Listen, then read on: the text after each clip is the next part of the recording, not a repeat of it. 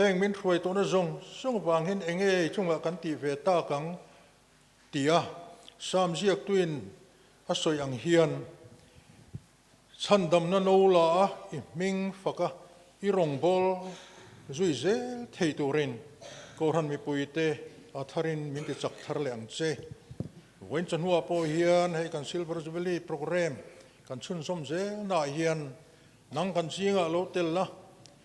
I ming faknan le ming ti ro puina na kan thil ti zong song te nang in mal som la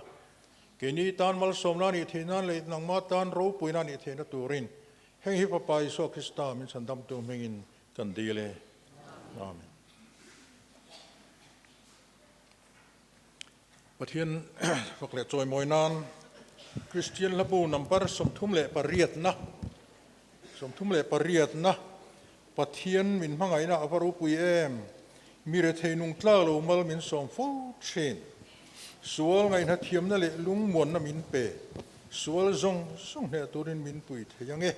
tiang zelin dingin lo sang o pathian min mangai na avaru pui mire thei nung tla lo mal min som fo chen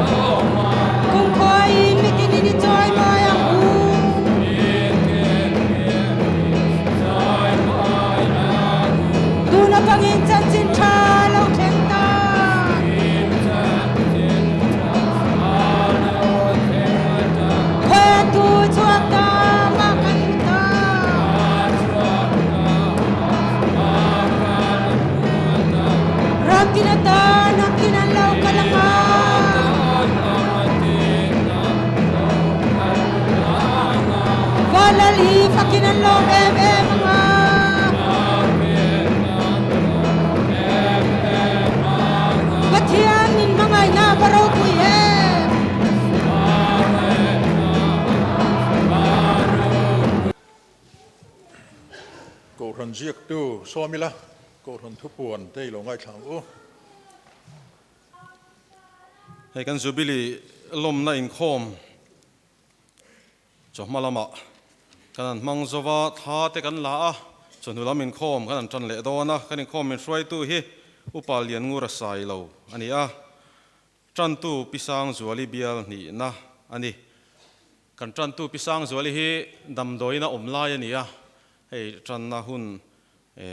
ngai pui mo in damdoin tangin aron chuak zoka lo mom le ni thu soi tu tur reven zol thua ma Bawngkawn ani a ani hi kan hriat tlanangin Bawngkawn pastor bial kan han apian hlima kan pastor masaber ani a kan som na tengai pui mo voina hunaron mang thei tur hi lom om kan tia chunga lom thu kan sui ani Zai Paul Youth Fellowship Zai Paul te an zayanga tin solo PR lalding liani Inkhawm bana hian Kohhran hola archive so nei turania heta hian kumsom ni le panga chunga kan Kohhran chet vel na te kan hlim thla thil chi hrang show om dona hei hi library and archive subcommittee te buat sai nia tel thewila a thawme Zan Inkhawm chairman upalal hun loma tran tu pilian zami bial riatna thu soi tu pastoral nun tluang sai lo zana kan thu soi tu tur pastoral nun tluang sai lo hi kan puan tongin kan Kohhran atanga pastor chuak kan nei palizinga pakhat ania hun chep tak kara kan som na tengai poi mo in hunaron mang thei dona kan lom le ni Zai Paul pani bial Zai Paul le Kohhran pawai Paul Zai Paul te an zai bokang nak tuk lama po hian hei kan Jubilee lom te kan sunsom zel dona nak tuk hi Christian Thalai Paul te kai hruaina in hun kan mang dona zana program omanga thu soi tu tur reven lalzui thanga nianga tin thole nia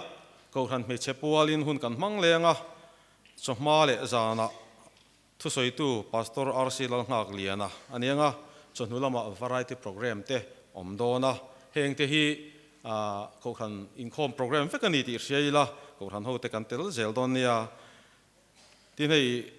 Inkhawm thar te kanom zela kan Jubilee ni tak hi ni lai ni hi lo ni don ta a jing dar ruka Jubilee dar vuak le tong trai rual na hun te kan manganga chomadar som pakhata pathian bekin khawm awanga zai khawm te kan neyanga tin monument te kan honganga tlai dar thuma ruai kan the don ani tin zanin khawm om le bokanga hemi ruai the tur hianin Jubilee ron chim tu te zong po kan in so mani hei kan missionary lo chuak te atang hianin chibai puk na thu soi toi te kan ngai that to a wen chhnu a hian nula ke la ram tluangi le pupi thangrova te ne na tangin kan ngai tha le don ani chumain khom bana khanin Jubilee thalak kha kan an tia som ni le pani group thrang som ni le palni velin kan lamana aba ka kha pathian ni le chumain khom bana lak le turanianga chumain tun choma Inkhawm bana la lo zong te kan puan to thinang khanin kar le lama kan la lenga khami kan puan to ba ka khanin Jubilee asaras te le Jubilee zai hruai tu te le sound duty te pathian ni le choma Inkhawm bana kan la le don ani tin hei Inkhawm chim tu Jubilee min lom puya miron Inkhawm pui tu te kan an nei zela upa si viel om puya Bawngkawn is Kohhran upa ro Inkhawm theya khongen an ding sela alo mome ani hi mi tharani lowa kan hrevek ome helaya kan KTP hruai tu te po lo ni to ania Bawngkawn is Kohhran hianin kan puan tongin Jubilee lom pui na te chibai buk na te non thona tin cheng sang thum ko than ho te mi ron pe boka kan lom hle ni tin pu estilian zela kan KTP leader masabel ron in khom thei boka han ding le se khong in annu pilim ole lo mo me tin midang pon lama tanga ron in khom kan no be mo kan nom chon han ding tiang pon lama tanga Jubilee manga ron in khom zong zong midang la ding lo te alo mo me tin kan pastor ni pui te pon ron in khom theya khong ai ding le sela chi revenge all throw man the pui ale alo mo me tin in khom bana hian Kohhran committee te tin pon lama tanga in khom Jubilee mi ron man pui tu te le kan thu soi tu te nu pa vestria hianin thing pui in ho turania archive so tura in buat sai chungin thing pui in ho turania vestri hi kan pan don nia in khom zong zong hi zathum somnga pariat kan ni tuk te chu email nga ida ta a kan dam thung ni zong zong hi I thin rim na aral thina kan dam thung kum te hi thon thu angin kan ti top thin kan dam thung kum te chu kum som sari ani a chakna wangin kum som riat po ani theye ni ma sela reina chu thorim na le lungai na mai ani aral thwaya keini po kan thlok bo thin ani hi tu in nge I thin urna thil ti thei zia sha a nang ma ti tur zia anga I thin rim na chu sha le kan dam thung ni te char dan tur min zir ti rang che fin na thin lung kan nei pha hial na turin tlang te pian ma le lung le khovel idin ma po khan nang chu chatwa na ta chatwan thleng po in pathiani ni lalpan kan thu charte kan zatan malmin som sakro se trong tayang olalpa kan pathian min mangai to I mangai na kan ngai to hian kan ngai to seng lova kan khetlem em mani lalpa kan ngai to tam paule kan khiat lo zia lo lang thina vo in ni mang theya olalpa min siam te kan ko shan le helai khom ron chim tu zong zong te po har sat na noya voi tam tak kan leng thina ni ma se lai mangai nain kan nun na te min zwa nang ma betlang le thei tura I mi shwai na te awangin lom thu kan thil te olalpa kan pathian kan hun man tur zong zonga nang man min shwai la kan thil ti zong zong hi I ro pui lan na I ro pui ani ti alan chwa zel thei na turin thu soi tu thu soi atang te kan hla sakatang te po in nangin kan thin lunga thu soi zel la kan doa lalpa thu hril tu nang man mangla mi pui te benga ngai thak thiam na te nangin min pela tharawin min om puila kan biak in chung hilalpa tharau thiang limin ron lua khat vekang che akil beratanga ato bertheng lalpa pon lam te po nang ma thungai thado local zong zong te olalpa kan pathian a thonin min trin tir lola I thu in nang man min thun khatang che lalpa idu zong ti zel thei turin min puyang che mi chak lo po kan ti thei tok ang chewa I ro pui zia te I thil ti thei zia te puang chuak ngam tur le lalpa ti pe tur le ti sham zel tur po in kan dam chung rei lo te a hian I du zong anga kan nun zel thei na turin min om pui tla tang te chung tu min chandam tu kan lalpa I swa mingin kan dile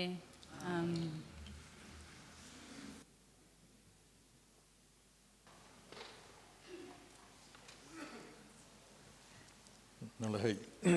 silver Jubilee lom na kal chu mek zelania nilai nia a vor top chu kan thleng don ni kha hei kan Bible a chun Jubilee hi kan Bible topa thu har sa hil fi ana tia chuan Jubilee chu biram paki to torot minga tanga lo kal ania atia kum somnga dana Juda te khan Israel te khan Jubilee hian mang thina chu mi kuma chuan sal boy an mani hne na har sana engmo wanga an chipuite boya lo thurut te po chua vek turani tia ten leiba le thilda khambel te po in pek let veka in ngai dam turani tia ni tun lai a hi chuan kum som na som ni na som thum na kan ti chho zela anniversary rang kan neya maro chu sinot rel na chuanin kum som ni pangana silver jubilee le kum som ngana golden jubilee le akum zana centenary bak hi chu Kohhran ten lom lo ni setin lo rel to a chu vain kum som ni pangana tuna hian kan thleng hi kan van ni hle maya a dot chu kum som ngana ni dona tam tak upazok ti hong kan thleng padon lo ni a centenary phe chu thleng pha kan lo mel view ni chu wangin kan hun tong hi lim takin mangila am takin mangila thome tuna chuan youth fellowship zai pol lo somangu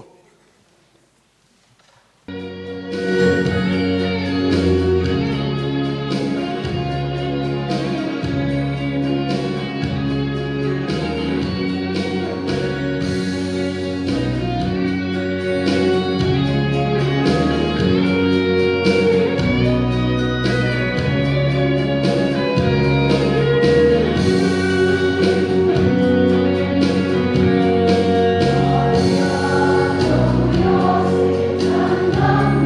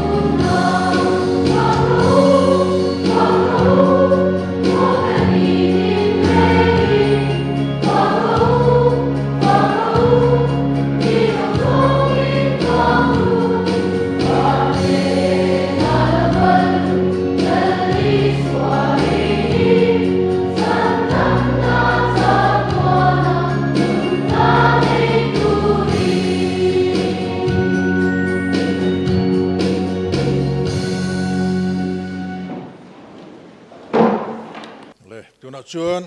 kan Kohhran atanga missionary chuak te atangin greetings kan ngai thachina voin chan hua po hian missionary nula kelal ram thangi le pupi thang roba elal ram tluangi nula kelal ram tluangi le pupi thang roba nen ran gan chadona nula kelal ram tluangi ko masaila thange Masain Jubilee mang tu zong te kalal pai so Krista min chibe ka buk chewa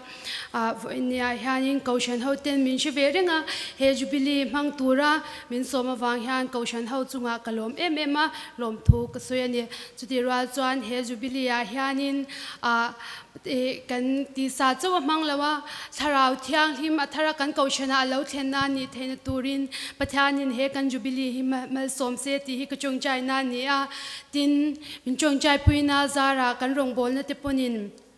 ma son chhozela tuna hianin ka ma kumlama kan lo hote a report ka pek ang khan kan Kohhran in biakin hun kan nei lawa Kohhran hote min chung chai pui turin kan ngen china tuna chuanin sang hi som paruk chang khanin turin kan handir china amero chu kan theilawa beidon to nulama te le Kohhran hoten min chung chai puina zara nikum October ni khat khan sinod mission board kaltlangin biakin hunte kan lei theya in chung chai na arani ti Kohhran hoten min chung chai puina ra kan mu hi kan lom tak zet zetani ti Kohhran ho chunga soidua tin tuna hianin kan biakin hun leite December ni achang khanin kan Kohhranina sum kan nei ang te mangin mala chanang uti in fencing te kan hanchana amero chu kan Kohhran tlem te kan lani awangin kan nei te abei tham emema kan chuwan chuanin tuna hianin field working committee kaltangin project list lamate kan da rin na in kan handa ve top me ni a tanti po chu enge bagin sang na turte kan mu ve thenge de turen Kohhran hote min chung chai pui turin kan som le chewania tin India hian in chung chai na chan na katilo theilawa min chung chai pui china kan Kohhran na ring lau pakhat ron lut nau pai theilo kum som pakhat nau pai thei to lo khan ni kum khan Christian ron lut cha changa kum khat na wa paya tun ko January ni thum khanin note dom tak fanu dom tak mai pathiani na pe a imi chong chai puina ni ti ka sha hen zong zong I Kohhran hoten ina min chong chai puina te hi ke ni missionary chhak te hani na ra kan lo muchina chunga kalom emema chuti wale ro chuanin in thei to pa min chong chai pui zel tur po in kasro to man le chun ni e rome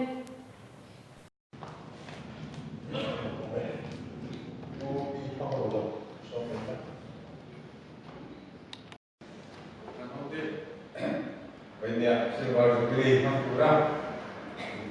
tinggal pura karena kita tu gambar yang mungkin pastor te, desain boarding lama atau kuite, dan banyak yang sebab Jubilee sebab anggur ceu, ani. Januari ini soal kata desain boarding, kalau kami coba kalau rehan lokal, layak, lokal hotel, lokal yang Cina. Sebab Jubilee Mahpura buat saya kenalin kan kalau di mana pun di semai dah rontel telefon dan kan orang ramah banyak dan tetap mai dan ada lagi lomong kan dia ni kumla makan lom tu rosoi nak tu kam tak kan ini kan dia tak lomah kan usungin kan sekolah waktu excursion culture anan boy puya anu kanate asan ma kakim sumle pai le ya kun ta telo te ya lo tu soina kan lo thon kha anu tu bo le ya engtinge lo kon so le ta me kan chi lo ba anu thon ta lo ni koi kan lo me ma ni kha kan soi te le kam wa e sale boarding lama kan ji le tu do na ni ha na tom tu na hian ta so sari le pali kan dia ini usung matum kan dia unka kan tadi lah isan kan pastor kita Bali baptisma kan han cham tak mai kan lo khop mai to kan ho ten min to kai pi thina kan lo mol na mun sam tanga ke ma bi koi long thu sai tu kan ni ta ya kan lo me mani ti china kan to mai ma bi ne yang ko kan ho ten silver jubilee greetings ani amin Helai Bawngkawn Chhimveng Kohhran ni Missionary ngai sak Kohhran mi kual te mani ta kalong nahui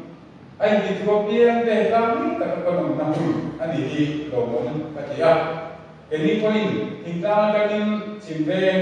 Kohhran nu le pa belin wei kanin lomona kan pen su jongin ni ta tham mai lo wa kan lo me ma chu tiang Kohhran mi har se jo kita na Imana Kohhran, calon ke dong tanggu Kohhran, alo ni sokse tiga turile, hasil balas jubilee waktu jom ten, cuti emang bil cuma kami datang je tiga turin, kan sumber air banyak Kohhran jom ten, long tu kan kerja hasil balas jubilee cibai, kalau kacau kalau men. Kalau dia jubilee kan dibawa, dan kira dia missionary mo, pastor mo, at ilaw chuan, akang ko ilaw tiyule, at yara mo, ang tawag siya, pa, may niya kang tuwa tilo, wala po iya solo, may dona, solo kanday sa dona, P.R.L.E. solo tuwing, solo.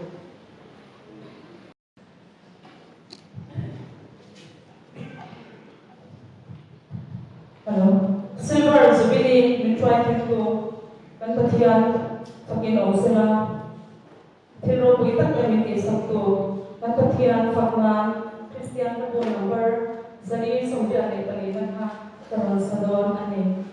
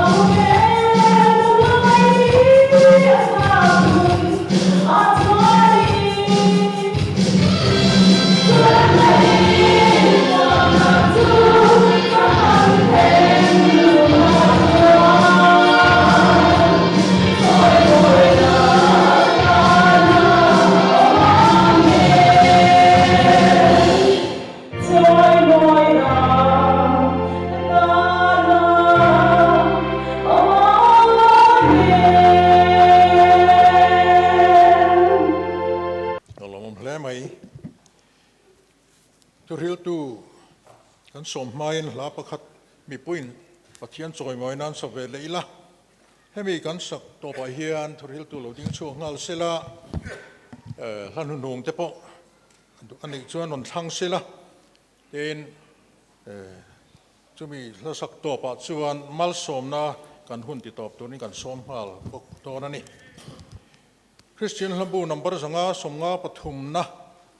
zanga somnga le pathum olal pa imal som na hlu kan kim chunga lang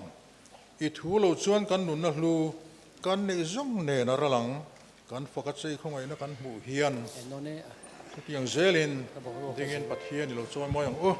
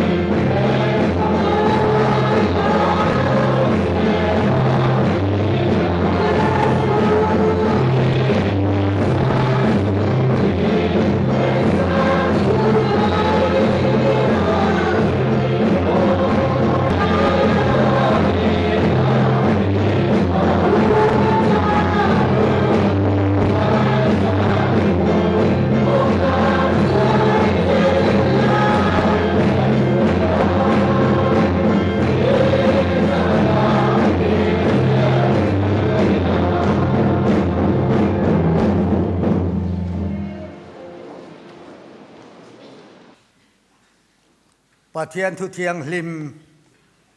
ilo ngai thang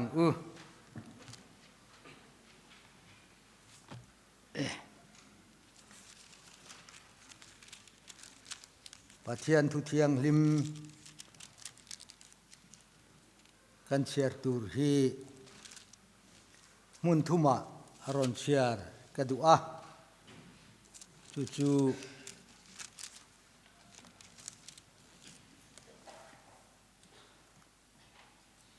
min lo a keu thei piang ngin lo keu atan ama sabiratan chuan Deuteronomy bung som thum le pahnih na chang soma Deuteronomy bung som thum pahnih na chang soma hian lo ngai thai ila Pathian thu thiang hlim ilo chiaram thale rama achara thale ruak rumvung vunga avela omchilin ayen kola amit naute angin avong mupuin abu ano achok thowa ano chunga tha azapa atha te azara ala a atha a achoi thinang ngin tiani a helaya hianin amit naute angin aveng ti khe lai hi kan han du chan ani a amit naute angin avong ti ani a tin thu thung lui vek sam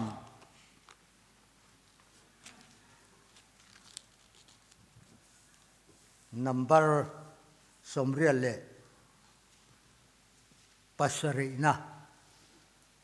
chang bula chang hian chiarila tlema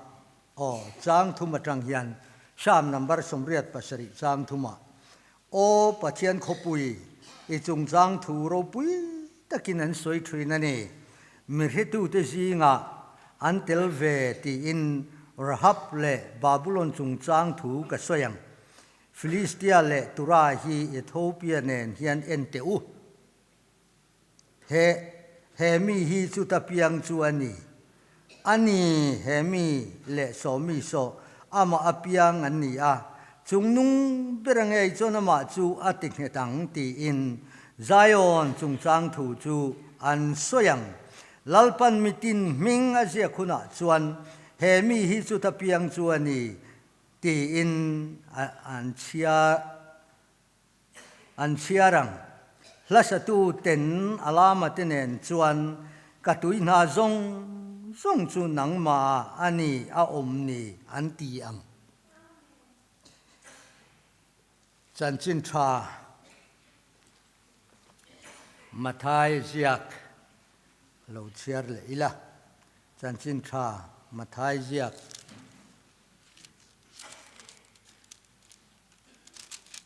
bung ruk na chang som ni pahnia yan taksa khon war chu mit hi ani chu ti chuan imit afim chuan i taksa a pumina eng chuakang imit a chiatero chuan i taksa a pumin a thim zo vekang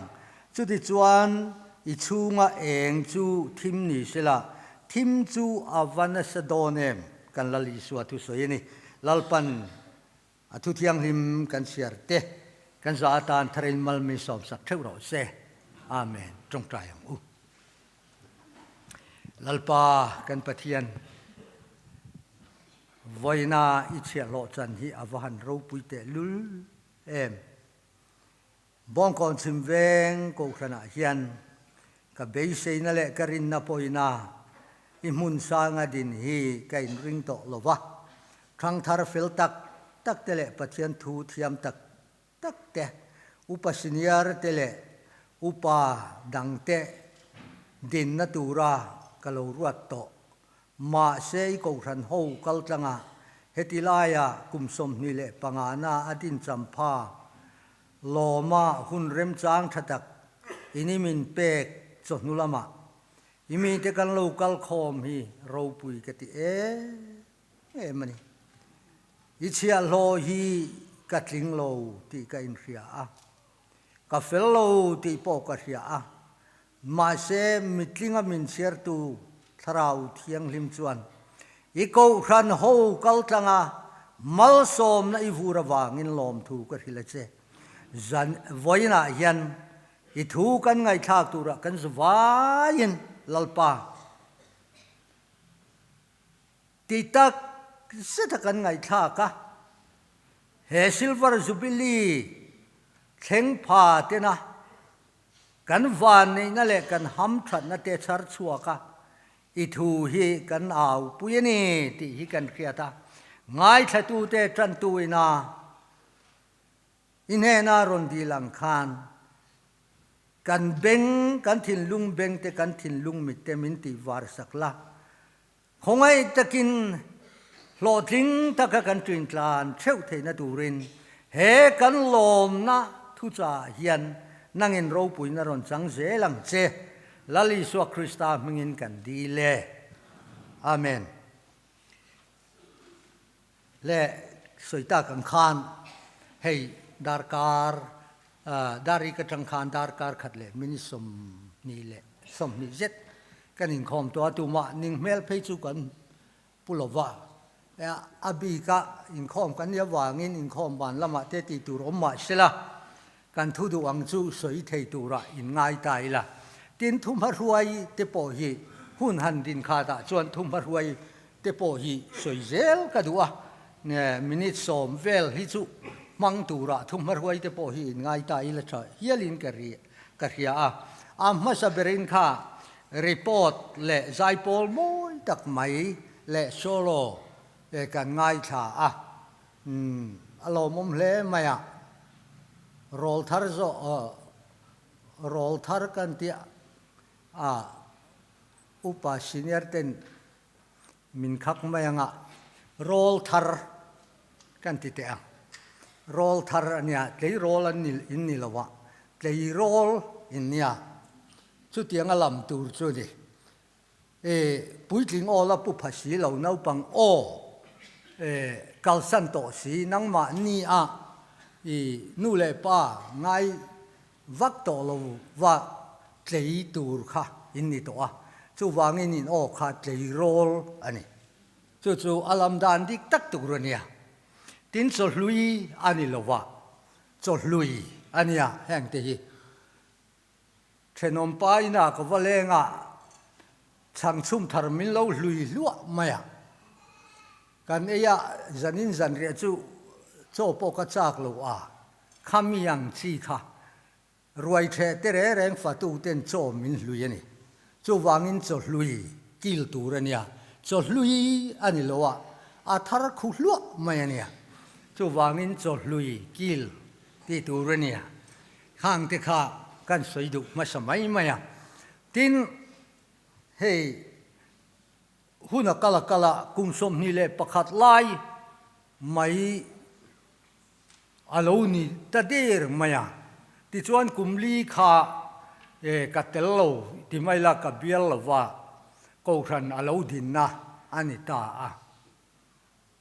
reilo te mo kan ti kha alo rei to view maya ro pui khop mai hei hi kalom khop maya tin Kohhran hian min som na kha kadong tam khop maya ani so kan pastor masaberania a hei kan tharau lam nun te po hi a tui hala cho har te po kan ngai deu wangani tharau mi nia va so mi la ti lam pang khani lo pastor masaberania so milan thi an be se sang lo wang ring le maya kan upaten chu wangin hul deu main ka soidon an mi som dan kha an Frederick som chu ni lo ni an pastor masaberania va somila an ti du lek chang maya chu wangin kan thu po hi pathian in mal som lo wang ti po hla wang reng kho an mi som na kha hulang reng viu me pastor masaberni wanga in som kha Kohhran kan ti revive kan ti har lo wang ti chu hla le me amai ro chu pathian thu ni sela tin Bawngkawn Chhimveng Kohhran he kan ro nom tran tir lai kan ngai to sang ko som ko pariat kuma khan bial kan han fanga hei ni china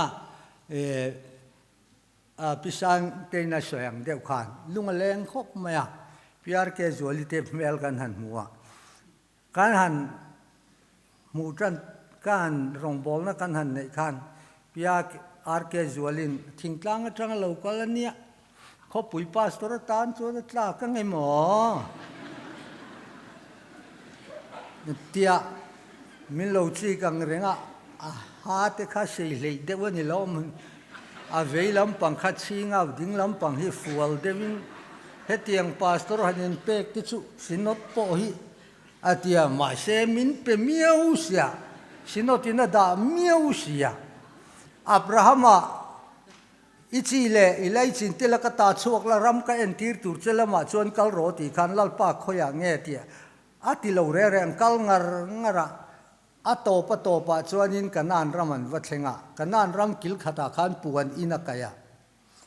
chuanin hei hiani I tha te ram ka pek tur chu tia anei tu puan ina khan kanan mi ro pui zinga khan mi chak pui khat kho kheng de wa khan puan ina kaya anei tu thut wang mai mi dang ron to lu reng khatiang chia khan Bawngkawn pastor biala hian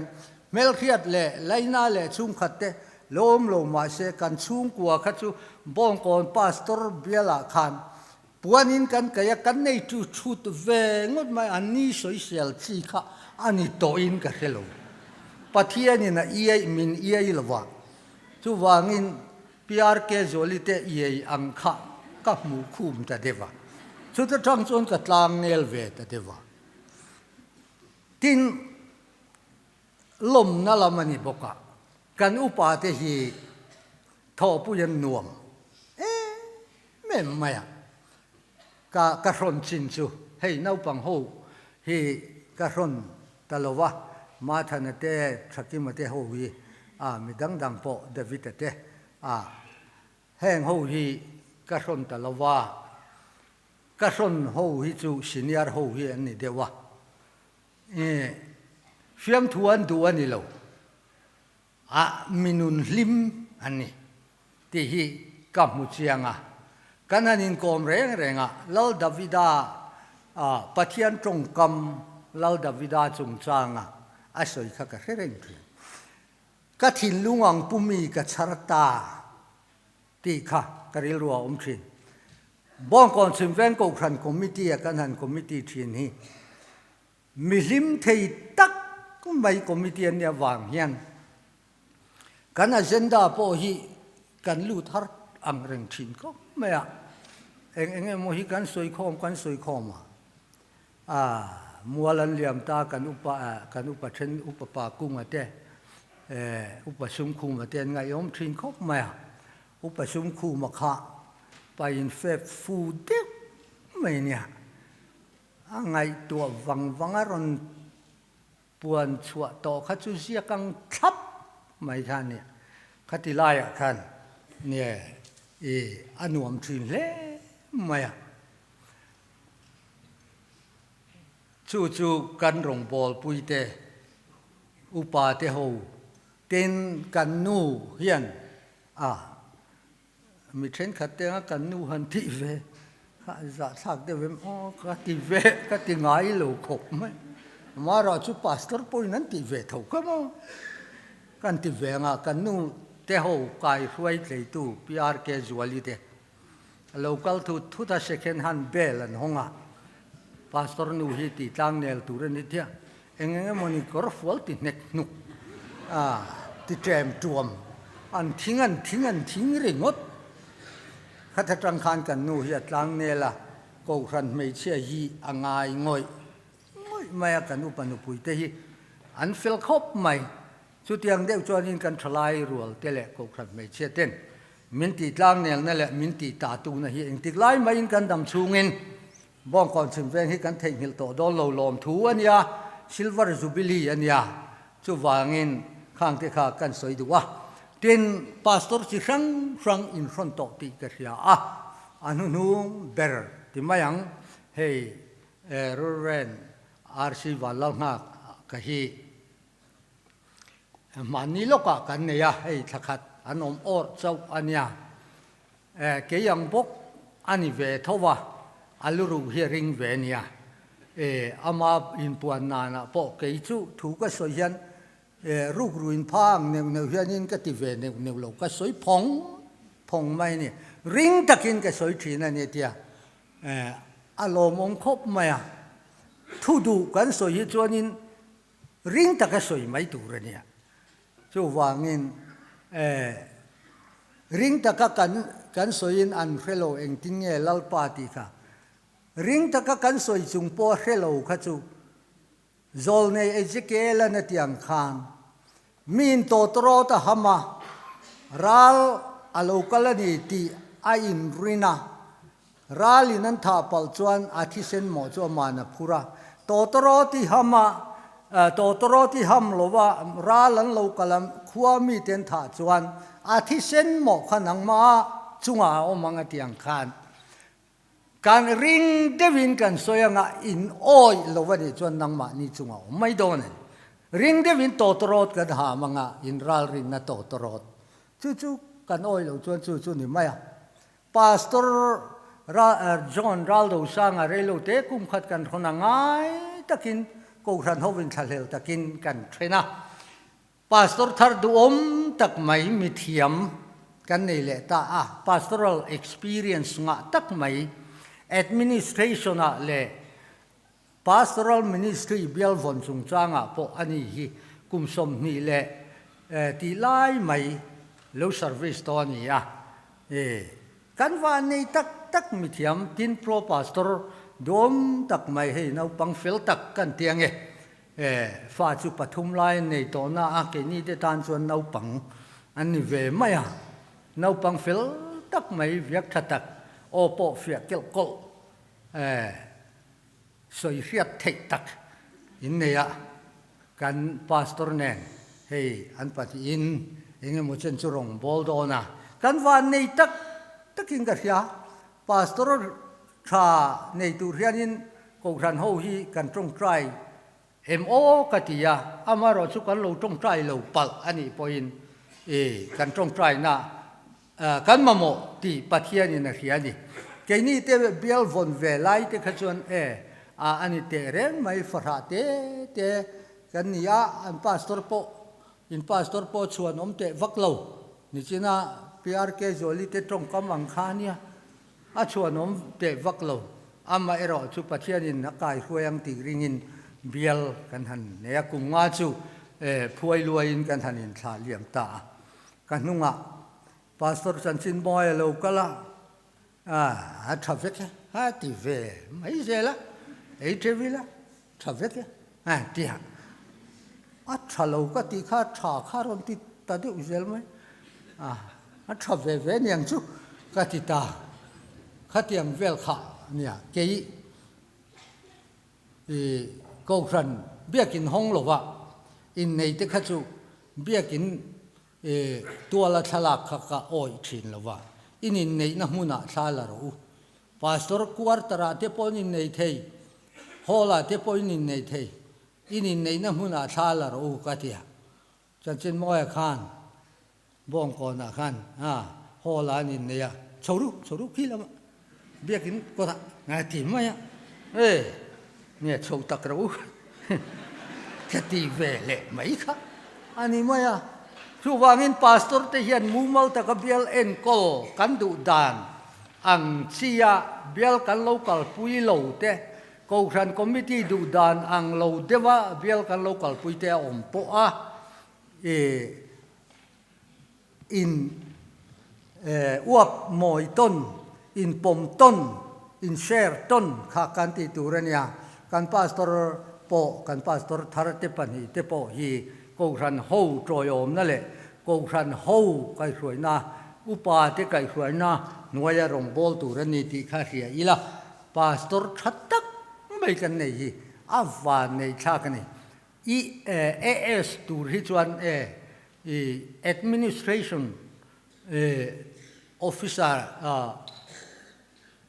area Chief Officer tu hi chuan sinothian ati mai lova kan soile lekanga pathian thu kan soi mai du tok mai don candidate executive in candidate siam tur mi pathum commissioner ruata chumi te chuan in mi som candidate an ron siama chumi mi som an siam zinga chuan mi pakhat than turin Chumia chuanin executive committee in khata AS tur kha administrative secretary tur kha pakhat an thang chuta than chua no to hi chu pakhat wanram fangina soi leilal lukhumai chuan walal lukhumai chuan leilal lukhum chu dataka ne tiang devin walal lukhum chu ro pui tu mania khatiang tling pha pastor atana kan han nei hi kongeng ki ma choro mang ti ring ta ila atha me kan soi zel chuan soi tur tam dona khalai vel te kha tlem te tin voyen chonua kan thupuyatana kan ti chu kan upa ten in hel de wangem ko tia ma se nu te chuan nu ho chuan in lom tin karinga Thupuyatan chuan lungrual na Zion tini dup mai ne lung rual na Zion ania Zion mai ni lo lung rual na Zion ania rau puye masin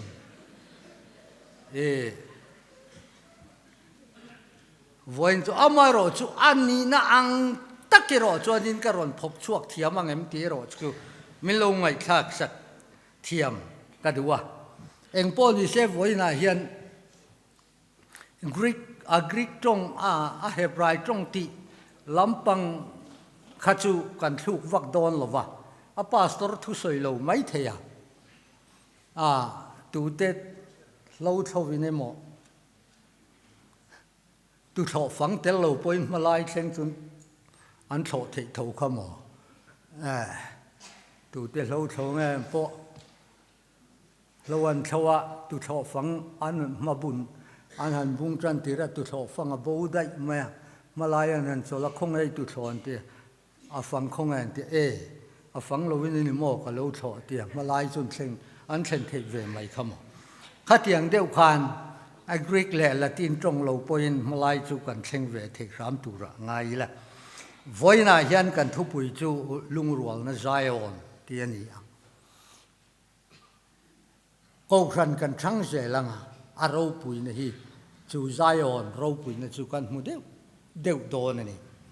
engpo ni sela Deuteronomy bung som thum pan hi a kan juk chiar ta kan khan a ro pui le chang re ta tanga chang som pan hi a khan Israel fa te pathianina an nam than a en kol dan a mi ni tura chandam tu Isua Krista lo zik chuana tura an nam than a en kol dan hi a ro pui le lama chon rap thak takina en kola le lama chon fim khur takin la an lal Jehovah hian a en kola ni Ain kol dan su di Deuteronomy akan huangen amin naute angin avonga mupuin anote athachunga ada atho puyang hian atho pui thina ati ani chutiang khop chon min naute hey a medical drama chon katarak anti mani engrak rake moni ka het lawa anti ni ome amai ro chu Bible chuan min naute hi apple emo people emo tin an soi thina apple anti reng chuan eden huana theira ei thiang lo pathianina da si ei chuan amma ang an lo ni don ti kha khami ei thiang lo ada tlat avon tlat pathianina amit mei reng aven chu Bible a chuan a om lo na aven reng avon reng angkha ate kinta min naute katarak hi chu wangin pathianina a Kohhran a Israel ho a han en kol dan hi a ro pui le ani chu ti ang chuan thu thung lui Israel te chu pathianin a en kola nima sela athuan oi lova milem pathian te an biaka an lal Jehovah an thengil huna chuan a en kol dan khrap thak takani shala arhuaya shala sertan lo ho Gentile ho obe nan hoya Assyria shala te Babylon sala te Philistia ho kuta te anda le ruthine chutilai po chuanin mirin om alada zela zolnei Isaiah le khabua chuan Isaiah bung som li pani chang thuma chuan luang sop kati fithalovanga lakhu po kati mithek lovang atia Chanchin tra mathai ziak bung som pani chang som nia he thu che hi aron la chuak le ta tin zol nei Zechariah le khabua chuan na ngai te nang ma mel ma an lo kala nang ma khoi tu chuan amit naute a in khoi ani yang ti khopin ami Israel te kha thuthung lui huna chuan pathianin a en kola ata na ser ranga a en kol na kha min naute angin mupuin anote a tha a choya a tho pui duai ang khan Israel fa te chu an lal Jehovah du zongan chuan an lal Jehovah khan a tha in a choya a tho pui duai a tho pui han ti chuan bo ruwa ka ni lovin leya a tho pui itiang malasom a muingil tira an grab a muingil tira an ranrual a muingil tira me malaka an him thinani nima sela khata an lo vele khan chapo na tang chi pa Israel fa te kha an le thinani chu wangin an lal Jehovah an thei hila chu vele chon Jehovah khan an nam niam le thina a choi kang le thina anam niam lai ber po khan o Jerusalem ka thei hil che chuan ti pol an la ring ani chu tak su zol ne Isaiah chuan Zion ti inalam alabang chun a remnant chantia remnant ti chu pathian thu jirmi te chuan Zion ti nani anti ala chun abang mitama tak milem biak na khan lo tlu thin to ma se mitam takin antamus Babylon pathian mardukate tin khatiang tamus ngai khan Israel fa te kumsom sari an khan an Babylon pathian ngai lo trap thin ma se mirinom remnant a Zion tak maya kha a chen du na Zion tak maya kha abang a chu tak chu ni zol ne Isayan luang sop kati fithalo wanga lakhu po kati mithek lo wanga ti luang chu sop ma se a fithamak lowa lakhu po sathau khonwar wax khami han sem lumpo al mu thei to lo ma se lakhu chel ang khan Israel fa te chu an chum mok lowa an lakhu chel kha ala bang chuna khan thuthung thara ko ran lali so Kristan aron din duraka atum ngar mai ni chu pathian ril ruan ya wangin thuthung lali so Krista thuthung thar ko ran din tumna le lali so Krista alopian zia a hian Gentile thisen engemuzat atel veani Ruthile Naomi chungchanga Boaza Gentile laka khan Ruthin Salmona ahing heta huna local zela no chizuar habi laka fa hini na oma aron chou zela kan lali suak Krista chu aron piang chouta chuta tak chuan Gentile thisen Gentile te po hi chandam anni donani ti tirko polan lo soi Gentile te lam kan hoita ve ang ati tak maya kha pathian thu tuan jing chuan aron chun right mai chem thei hey mau han tan mokila achang le chang ti chuan han bi ila akutlang rai ang hian lal Jehovah mi thi thuthung thar ako rai maya chuwangin voina po hian chu ani kan Kohhran ro puina pathian Israel fa thuthung lui amin nau te anga en ko mual zava ta mim kha aro pui ang re nau pang ho in khia in ka ringa mual zava ta mim kha hetilaya hian mikal rel ka mit sir le lama mikal rel antia pasal tha howan lu ta anti mita khan an han lu ta an han hol tak me atopa chon sakhinu pa hian hol chuak anti amit mim chu rap thak le mai thil tereu te kan mitan an mim po hian mi then kha phei chuanin min mi an la thei mi a hle ne han la te ti la ti hian han ti la mi than ke vi la kan meng dik lowa kan ti de ruwa at ala tu a kher chok tu tur tan nu e zat tlat zela khatiang khop khan mi tereu min nau te po ni lo mit po na hian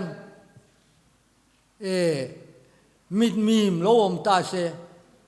akal tlat mai ne min kalamin a har thin chu ma chu min nau te ala ni lova min nau te ti bol hlo tu tur a ven dan kha chu ti ang chu pathianin ami te zion a ko ran ho te a ven dan chu ani chu wangin pathian ven khopui pathian ven ko ran thu thung luya po ani hrim ko ran ti na lam lo ma se mi te pung khom atana sir ran an chiata a choi ka nga an chapo doni na nam niama a chiat lai ber point na tan vo big ane zela chu tiang chuan a lo kal chho zela thu thung thara chuan thu thung thar Israel te chu pathianin athisenin aron din ta ani kan soi re lovang athisenin na ko ran ho aron din ta a chumia chuan nang le ke hi kan lo tel ve ta ani hlaphu tu pakhat chuan ni china kan zuk soi ta kan zuk soi hlaphu tu pakhat chuanin hetiang hian alo soya John chuan angai tua vanga afian riala trong traya nangi seraf thiang lim teu a ro pui zia min khil them mangai ro pui kan mu aman chiar sen lo voina hian ko ran ro pui na hi aman chiar chi ani lo khovel sum le pai na lei thei ani lo tlat mai na cheng chu ti zat ka peng chenga in ko rana hian ka lo telang ti chi ani lo cheng chu ti zat hian ko rana sum ka chung lu tanga upa in min thang ru KTP leadera min thang ru ko ran me che chairman a min thang ru in pastor tan min thang ru ti chi ani lo mangai ro pui kan muwa man chiar sen rual lo nangi seraf thiang lim teu a ro pui zia min khil theyem le atong kamina dai lo wana awa John chuan nangi seraf thiang lim teu a ro pui zia hi min khil theyem mangai thiang lim kan mu aman hi chiar sen avani lo em ko ran ro pui nei lapakhat chuan amo thiang lim ni turin vana na ron zonga thisen luin alei anun na na thi a chu vana thanga ron zong tu Isua Krista chuan amo thiang lim ni turin keini thuthung thar ko kran ho hi min ron zong ta thisenin Calvary tanga min ron leya mo ti tur chu enge ni kan ti chuan ni china kan report ngai thak kan nulai na report ngai thak kan khan farhin ani muina apa sallaka ati tur chu farhin ani chu wangin ko kran ho hi Krista mo kan ni chon farhin tur kan ni a kan farhin ten an ron ding chuaka phan hin lo chuan an mang ang thin an chau thin an ngui thin then le rual jing om kheu man ti chu wangin a mo thiang hlim ni turin van an tangin Kohhran ho hi aron zong ani voina hian I chan le ka chan hi van ro puite lulem silver jubilee hialom thea Kohhran minan duanga Kohhran ho thum thar Kohhran athisena le farhing tur te voina hian min han hing chho hi avan ro puite lulem ingai tu chiang ngai em chu chu ani Zion Pathian khopui Anyesin Thuthung luyuna chuan Zion an soi rengin Jerusalem an soi hian an taksa khopui an soi thren Zion an soi hian an Pathian khopui an soi thren an Pathian chen nani chu wangin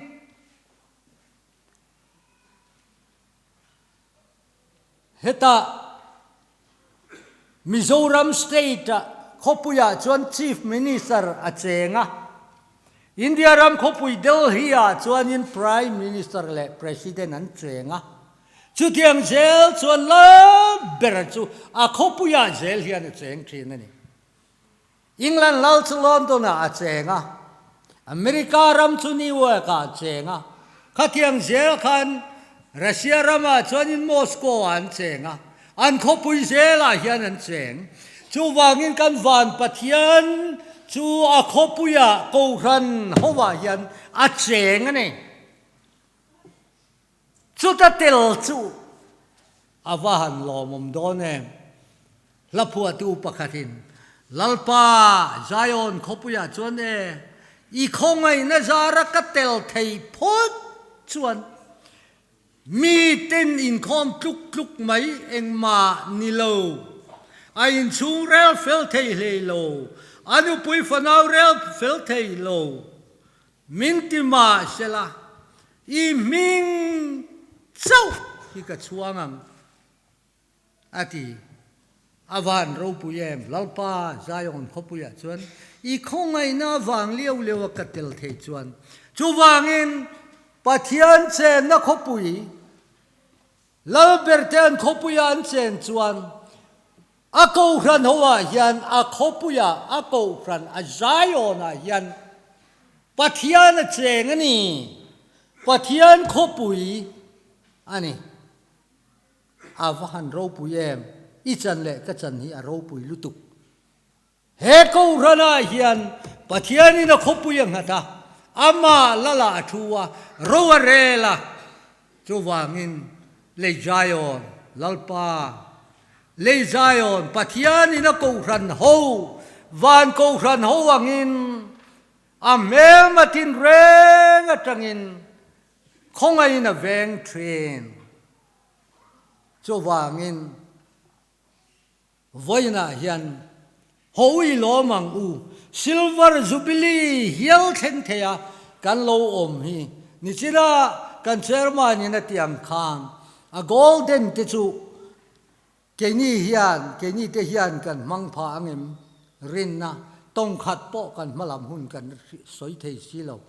long mang pha don po ni la ke ni te chu kumza kan liam to hrim don a thei le thei lo chu Pathian thu ni sila kumza hi kadam ka in ring lo tua hian zan ria chum hun vel kan ni hlom min ka ring Inkhawm mo ka tia min pe lo san ta ni mo ti vel mai tu kan ni a silver jubilee hial a Zion khopuya kan lahan tel theile al an ding hi avan ne ni kan van ne ni ti hi athisena le te chu chom turin nangma ni le in ho te laka chuan phim khuro min ti phim khuro in min nau te ang in Kohhran ho hi veng ro en kol ro ati ani chu wangin Pathian in Israel fa te min nau te ang in a venga lali suange point chan chin tha ma thai zia ka bungru ka kan huang khan mita thim chuan tak sapum puya thim thin ani ati in bual fain korvar sutin in thuam maila kan mita del tlat chuan kan tak sapum puya thim ani chuwangin Kohhran kan om lo chuan mit del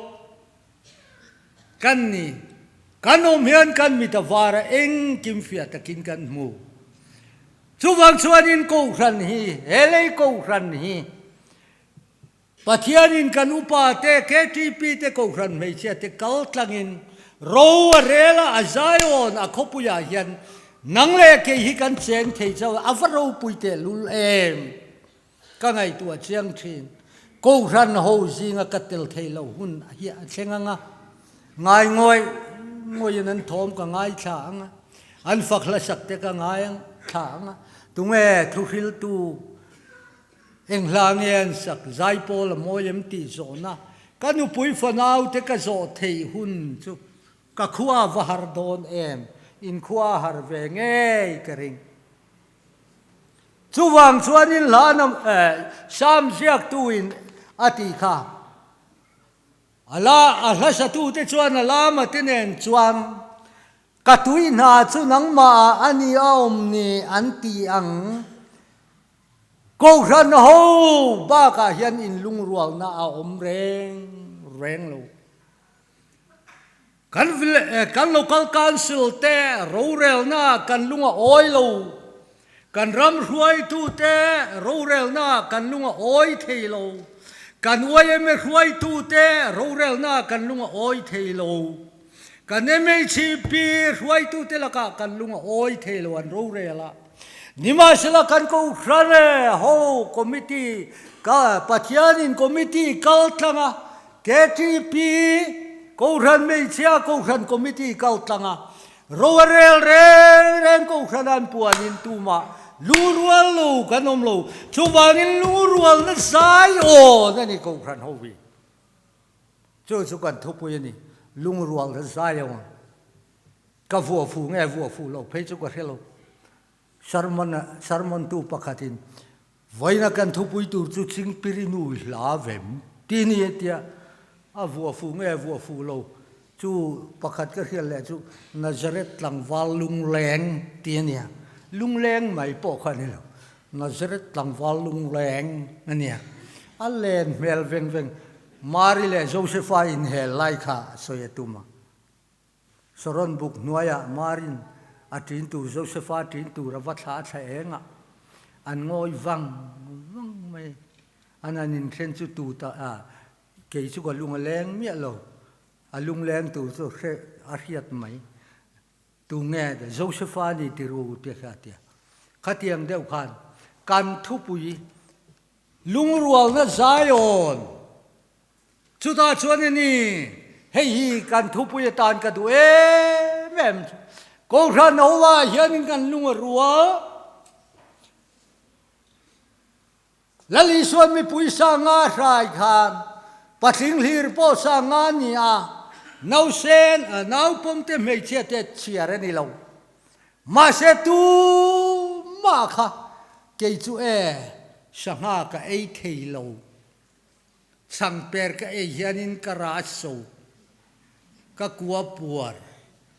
achanga thing ti reng anom lo re lungrual takiran kila anei bangpo bomrang som pani lion root khata lalpa mal som na khopuya hi chuan lungarual thin avahan ro puye Bawngkawn Chhimveng Kohhran hian lungarual thin amo thiang lim ni turin vanana ron zong mo chuan fahin ana apasal tan fahin ani chuwangin Krista tan fa kan hing don khutilaya khon biakin mun zau tak Bawngkawn Chhimveng Kohhranin kan bua sai avahan ro pui Krista mo na tho tur dik tak kan thok don ani chuwangin voin chonhuwa hian kadu ber chue he lung rual na Zion pathian chen da khopui Kohhrana hian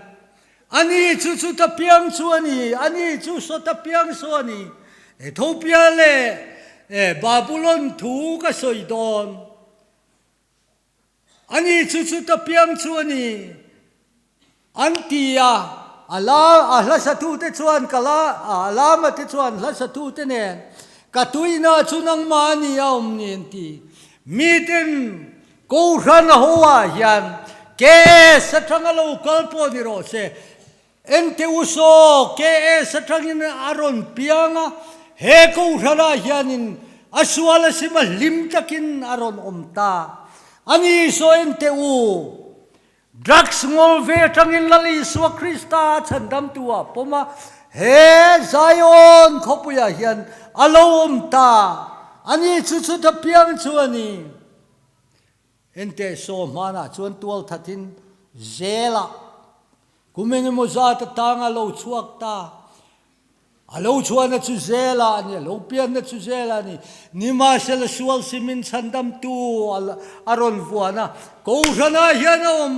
lungrual da Zion Kohhrana hian aron om ta ani chu chu ta piang chu ani ani chu chu ta piang chu ni kanti nima sela alama te chuan la satu te chuan alama te chuan tenen chuan kan tuina chulali so Krista ani khongai na mun khat umin mangai nei na chom beisei na mun khat umin khongai nei na chom khat tata tui tholum khat tata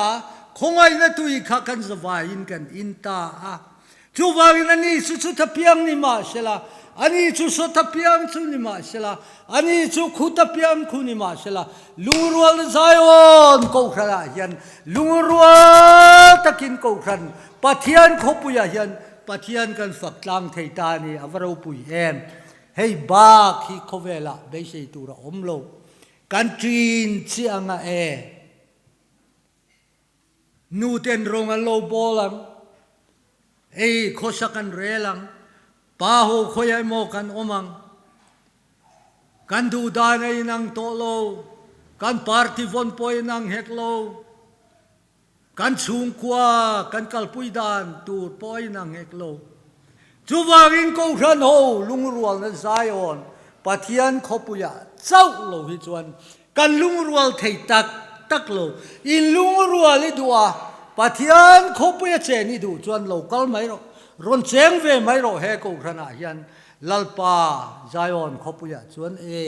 khongaya min tel tir chuan ni ming chau ka chuang ang khovelin min husin ma se mi ten an lo ti thei ke ni Bawngkawn Chhimveng Kohhran po hian kan silver jubilee hian chutin Krista ang turin dam chung kan sang zel don ani chowangin lungrual de Zion la sa chu te chuan alama tenen chuan ka tuina chu nang ma ni om ni Kohhran Zion khopui hi ho achak na tur le a ming than na turin kan zowa hian ngai tu tlang zelam lalpan kan satan mal mi som sak theu ro se amen ti chuan kan chairman ina angkhan la thandu kan ya chu helai tlemte an soile lek po kadua la number zali som ko pangana suam hangai na le that na le za ngai nai fakang vanram in eng le mal som na kan ta na han buat seng ti hi he la phu tu hi Elijah Edman wait nia Elijah Edman wait nula fel de mai nia khuda Philadelphia Calvin's Presbyterian Kohhran nula fel lutukania Philadelphia Kohhrana Presbyterian Kohhran nula le khathiam de mai nia hai sikula zirtir tuina thoka junior Sunday sikula junior zirti tu a thok boka high school atholai khan Edmund Elijah hi hetia blackboard nau panga zirtir lai khan nau pang pakhat nin lei khan hetia nunglama hoya anin nau pang kha amumia lawa nau pang nin lei pakhat khan alung le kha slate lung le khalian pui mai kha khan avom ta avor pea chuanin Elijah Miss Elijah kha akong tak maya khana vadeng fuwa a op rup maya chuta thang chuan hemi spinal cord thalo hi veita a tho thalei thei to lova ina thut muna a om tamai maya nima sela pathian rin nale pathian a angai na kha are thei lova hetianga ram tui leilo ka omrau rawani chuan ka nga lel per chu van ram ka thlen huna chuan chu ni ro pui chu kan lom mang lali suwa ka mu vele ne tu chu fakin ka zayang hele khiom tak mai a hian rinom tak le fel tak rong bolin ni tin rong bol ta a ro pui na chang ve turin dam chung hian I beizelang ka beizel don ani atia chu wangin Elijah Edmund Waitsi kangai sang Presbyterian nuladik tak ani boka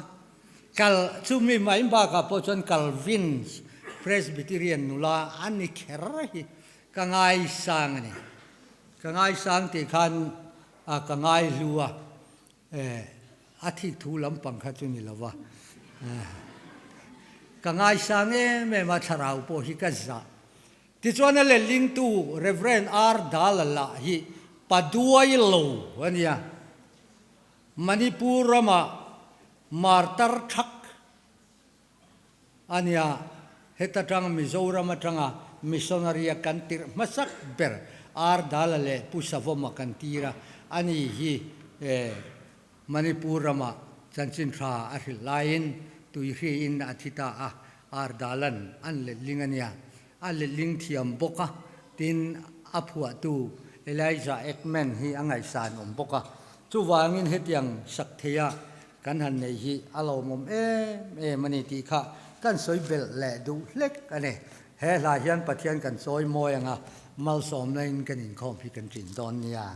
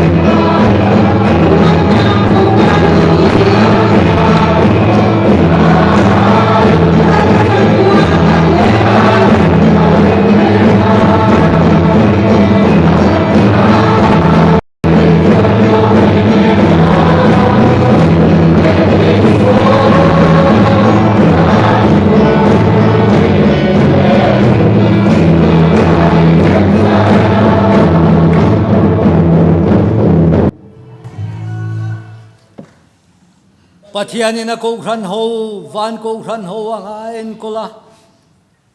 mel matin re ngatanga khongaya venga him thin tu kan pathian chu chatuan in ro pui na te choi moi na te lal na te thunei na te ne na om sela ama kan lal pai so Krista khongai na te apa pathian wa na mi mangai na le that na te tharau thiang limmal som na le akai khuai na du tak chu tu na le chatua na tanin za ne na yan lom zel ro se amen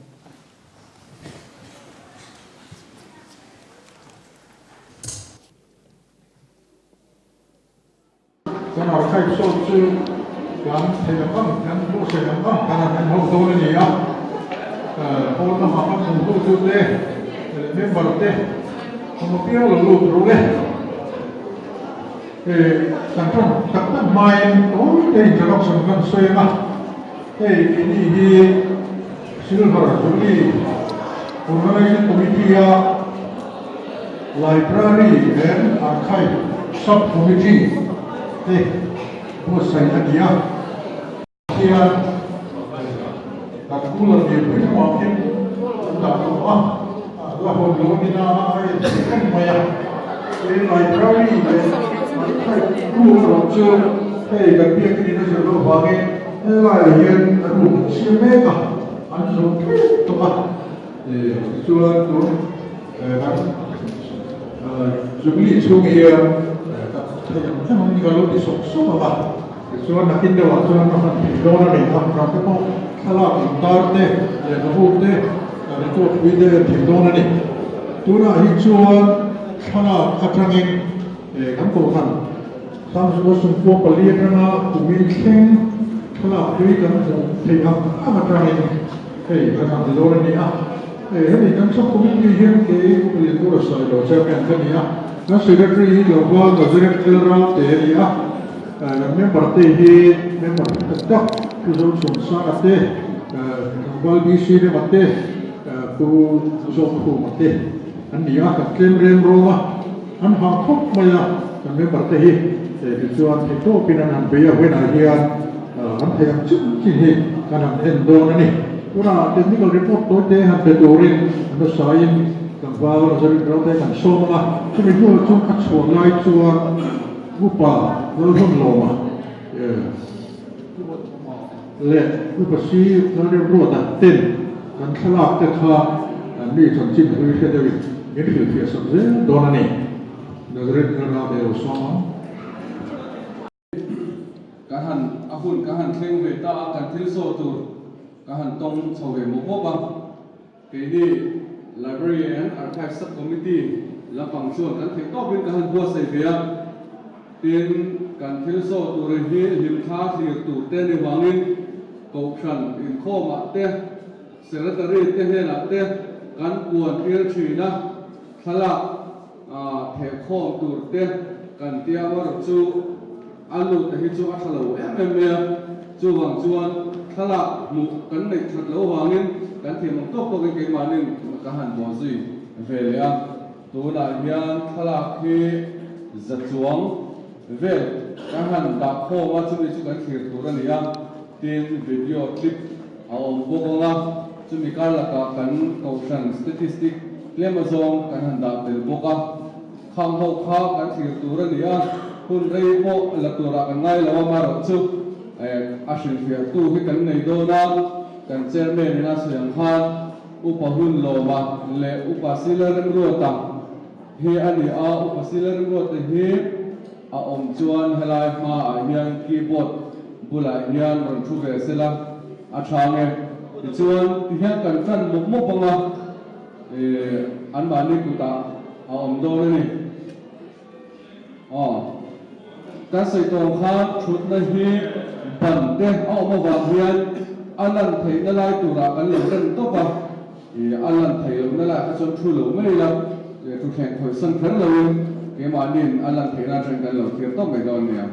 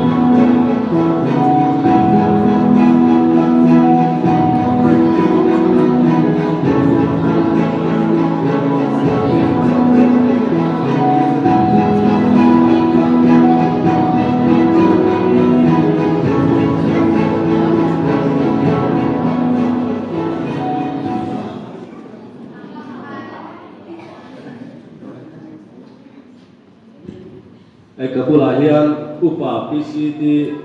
la rin lian le upa silang rot ten chua ani hi kan ko than dim chang ti chang KTP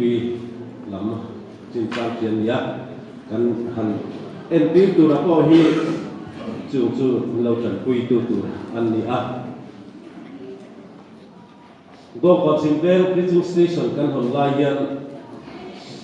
February ni ruk sang khat zakwa somkwa palia khan Kohhran din punchu hetiang hi ania Kohhran chu ko za cha somruk pakhatam jokim zanga somriat member hi zariat somkwa Sunday school ming siap za cha sari pani kan nia heng laya in siam hi kan riat tam te chuan he ai tlem mani te pon kan riama ro chu ani chia tak khanin tiang ri kan tin akum din mun len trakin chuanin in thau to takani hei hi hilaya akhenin lung phum aoma kan pia kin hi asam tai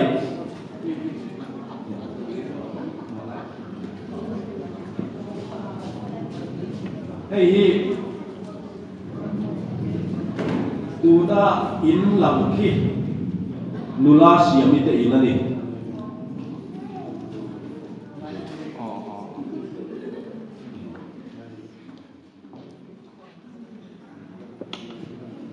helaya puhua bate in hi asam tai pani lai nia helai hi tuna kan hol pot lai ve ri ani au tai lung pu dai emi lung pu to hi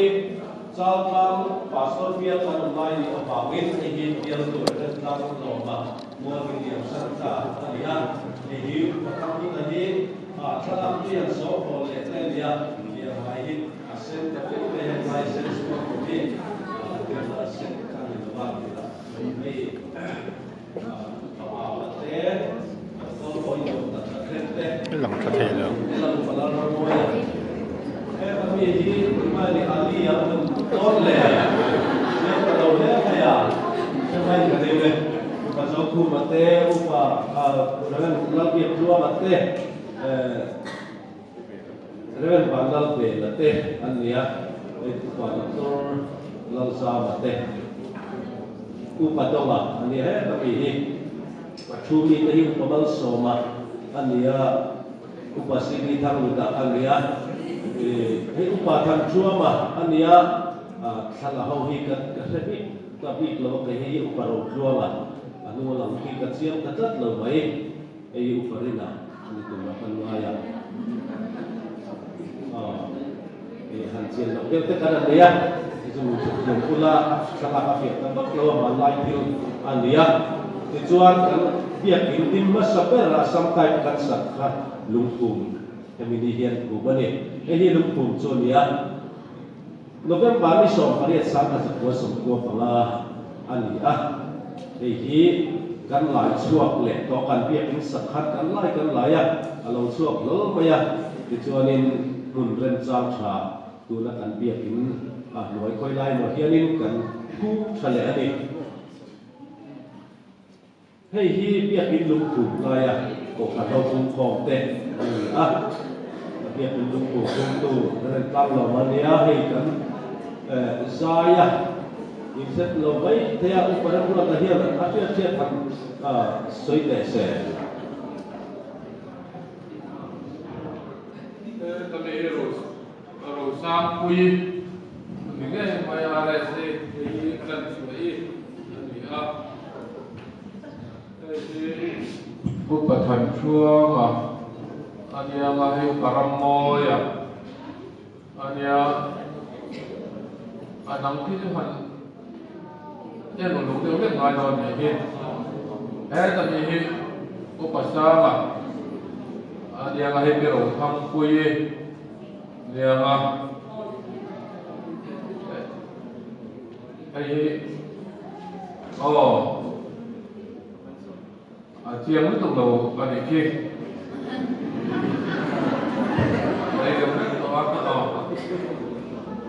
ở đây để các tế bào của mình là điểm sạch tê hơn các là mình điểm sạch tê nếu mà giả ăn ông tội ăn đi ăn ei chu la silan kan soi kan branch KTP treasurer pasate zima mi ania kada kan ve chu loma PCM lama nom to a dang lo le la hei hi kamilum phum ni ami pok khania la be pe te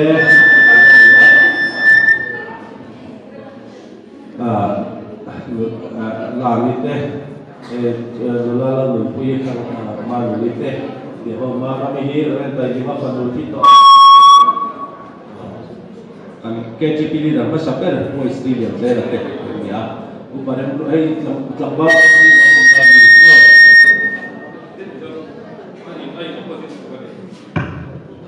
mel telo ta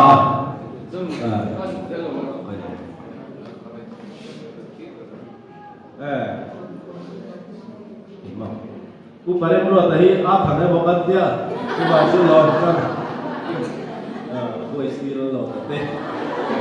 bukan ya amu palota jona abai nom min ani nom jo po ani thei ama ro chu kan ge kin ma sa per lu pu ni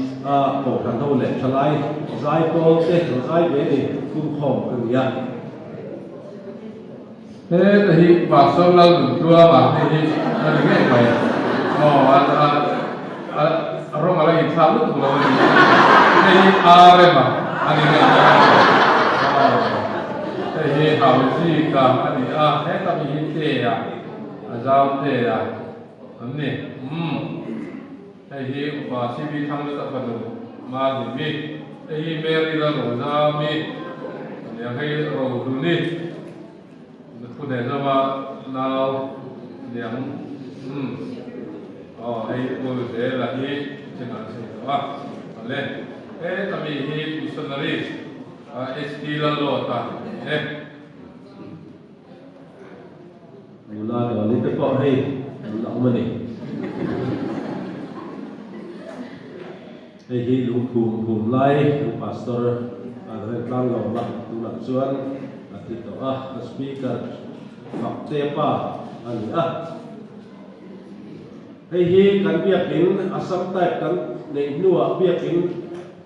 tu nak kan biakin hi luai lama teng kan satsawa sang hi pan hi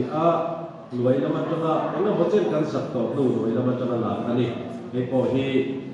eta upa ku te in lama la kan zau te in lama tanga la hi ta pe khi bia pin dui kan la chia ma helai kan lu tak ma kan la lu lai si ani ka sam tai dio tu chu nakida lo lang se langa adang kha hi Bawngkawn Chhimveng Kohhran Zai Paul Masabel Easter Sunday sang ko sumbo pali April nili conductor Masabel hi phalalun lo mania hi PKC rundem sali alia hi RS hi pichuani dula chuan lu ani to Upadan ta hianin an tuna sai du tuk lo ma hei om to lo te ruwa ta te e ma wa la te kan ve na lo to chi lo kan chen di lo pang te te ti te hi lo la senior ani to om to lo te kan leader ma sa pu se la te ko ti khi an ya ve ani pai na sat thei zai re mo ya yam tu thiam tak mai an ya kalkan le ta mai la sai pol ma saber an ni ikha te ta phot mai la kan bek le lok helai hi upasi bi thang ta in duai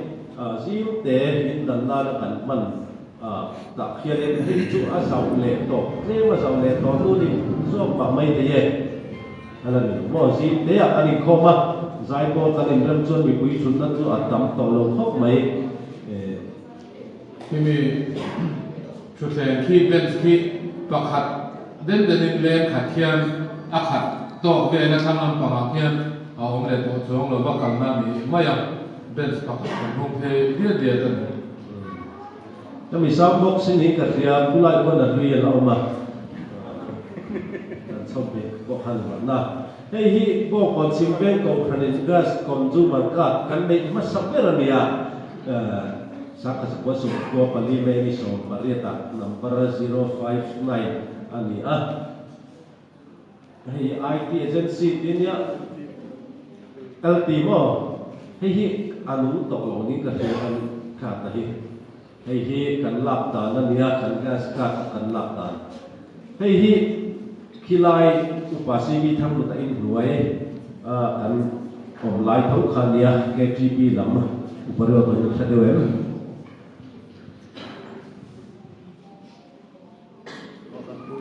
hei akon doctor KTP kan khom la in dan ni nga som khasang ko som ko pali Kohhran in dan ni ani hei pia la ma choni te chong le chu ngi te ni ma ni chu ba lo she mai thei ka ma ba lo che ta to ta de ne ni che ni han ki lian de tai la ni le ta bi tan zo bi ni nge ma ya hei hi fu de zo ba u lam min thangi yang hai le la ro za mi lian do li ni Bilang itu macam tu kalau ani.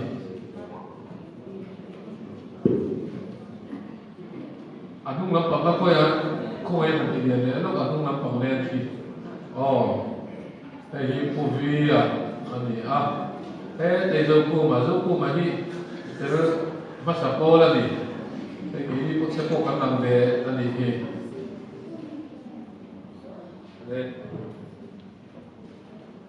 Tel mẹ làm tan bù nông vắc lâu thấy khẳng khẳng này hốt mấy là thì male voice nhóm tất cả nia giải đã sắp hốt mấy phút ruột đặt anh em khi ta bị ruột đặt ông tổ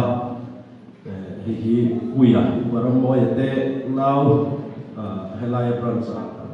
OB masa pola ni hasil sir na ông tổ tanggal tapi terus thế Abis itu mate, ania mel impact na sa hok mayat ba. Inaya alai mai kena leki uvia ania anung tia leki mau na demo. Heta ku pokuna le ku zela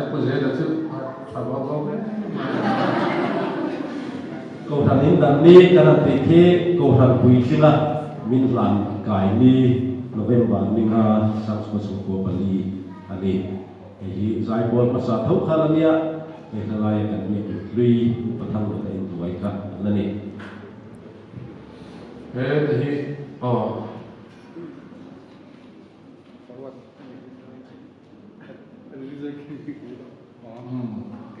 hi buat kol ni thanga dari ni te now akon dia ani hi zon pari uruatan kui ni hi dongi maniam dari ni te now dongi dia hai mer te nam dia ini saya sangat Kalau kau nak prohim, kalau dia orang yang lain, aku lagi ni safety, ada yang lagi safety, safety, mana ada tempat minta sentakan yang lagi kenal safety, yang lagi murti, ini cuma sungai, ada ni, oleh Ini KTP Komite Masader ni ini represent Renal dia tua ia nama tua ni kuya tinggal itu ber itu pakai lain macam lawan dikit kan biarin sampai dari Masader kan ni Ông Duy Dong yang Tahian Bawngkawn kami oma pulpit thang lam pamak da ani saudong pulpit hoyak helai vestry han chimkan mai la ya ko te ani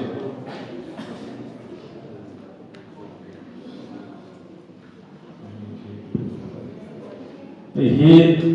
lau pang Sunday school lam upadika ni hi ameli ang faktor ve kan mai la hai lai ni te kan rei lu do le hi KGP lam uparam moya represent howin anni pubi lam sar zawa ni hi tu la om chon uparam than moya ani hi sang suba sungko paruk upa ke LP lam kuma representative hawa KGP committee hi atua lupa LP zong than moya ani bắt là vậy hi sai cô upa PC David Nalin dia lah ame là nó phải bắt đầu cái này chứ cần sẽ thấy rất xong tay bắt đầu luôn gì đó hi chụp tụi nói con tụi của Saria Ruthi Group amite andi lòng mà hi so ko patwa KGP football team France Solaya Sports kan leya February ne ka Ronaldinho an ko pe ne ta sali pathan cho bau hianin usiam ki mate hi pu kesi ku ma chatur ram min pansan to lung le ani sẽ có mình cái riêng một số mà đang để hi chu refreshment lam committee te hania ve ka om to ten nia helaya kan biak in kong thu chia varanda loi hi tiang sem nan be he kan banga ku kho hui ni ko te chu ta lo sem be chu chu an ni hi Josefa tutlang ni kan lama to hi sang hi ku asar ho anni ya ten kan le sen na se dia ti lai su dia ko ai kan ter lai ni nam lo me mai he da mi ku dam ku ya ni hai ku le za ba ani ei ku ma cha ma ni hey dam puya di ani hi puya ni sa la puzira pa ani hi zo ta mi ani no va lai so ani sa ni ver pa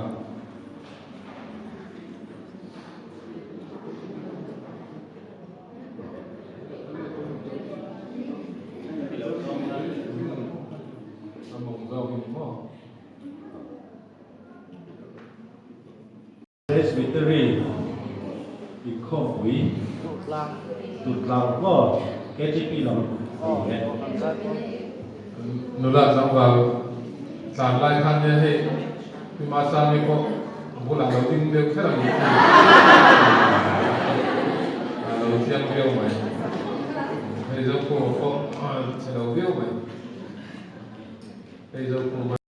lai sĩ ôi thằng có mấy này lai sĩ là con ở sân nhà mấy sân tết cũng không này cái việc gì đó nhà cái lai sĩ cái gì đó nhà anh em có lẽ mà ya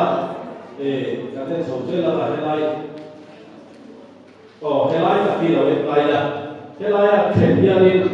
acim grup maya kita cuba kan coba coba lawan pagi acila lai so coba